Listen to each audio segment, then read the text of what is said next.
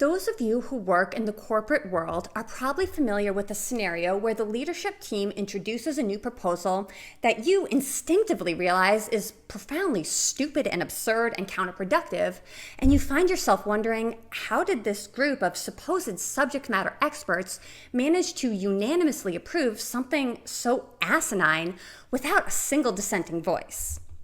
In Collective Illusions, Todd Rose shows how conformity and complicity lead to false consensus and terrible decisions in boardrooms and beyond, and why you might have been reluctant to be the first to voice your objection to that dumb business plan, even when you're just chatting with your peers.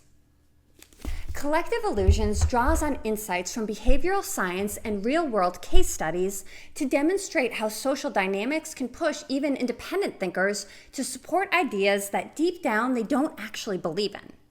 When every individual is more concerned with group cohesion than sound decision-making and informed contrarianism, you will lose opportunities, your people will become disengaged, and your organization will suffer. One key point that Rose makes is that, perhaps counterintuitively, white-collar professions such as academia, law, and medicine are especially susceptible to collective illusions due to so-called reputational cascades. The opinion of the highest status members of these professions get amplified more because they're expected to know what they're talking about, rather than due to any special merits of their perspective or reasoning. Almost everyone else just goes along with it in order to protect their own reputation and career. Along these same lines, Rose notes that these collective illusions are self-reinforcing. When no one speaks up against the prevailing opinion because everyone is quietly conforming, it only serves to reinforce the illusion that everyone affirmatively and wholeheartedly agrees. Others' silence becomes equivalent to a false consensus, and dissenting from apparently commonly held wisdom feels risky. Of course, that leads to a final key takeaway from this book, which is that shattering the illusion may only require one single person to muster up the courage to object. If you can learn to value internal congruence more than cohesion with a mob, you're opening the door to real leadership and the destruction of groupthink, even if it's just at a small scale. If you're leading a team and you're afraid that the group is succumbing to mob mentality and stagnating, it's incumbent upon you to create an environment where people can disagree without sanction.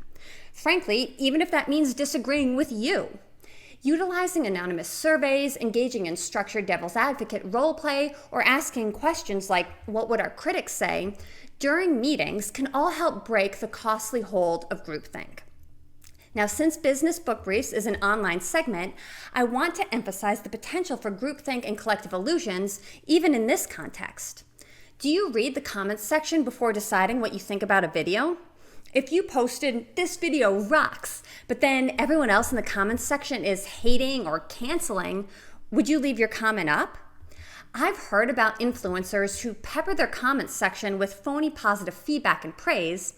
And yeah, that's definitely shady, but having read this book, on some level, I've kind of got to respect how they're manipulating collective illusions and false consensus to their advantage. If you've read Collective Illusions, or if you have a good story about false consensus in your own workplace, share your story in the comments.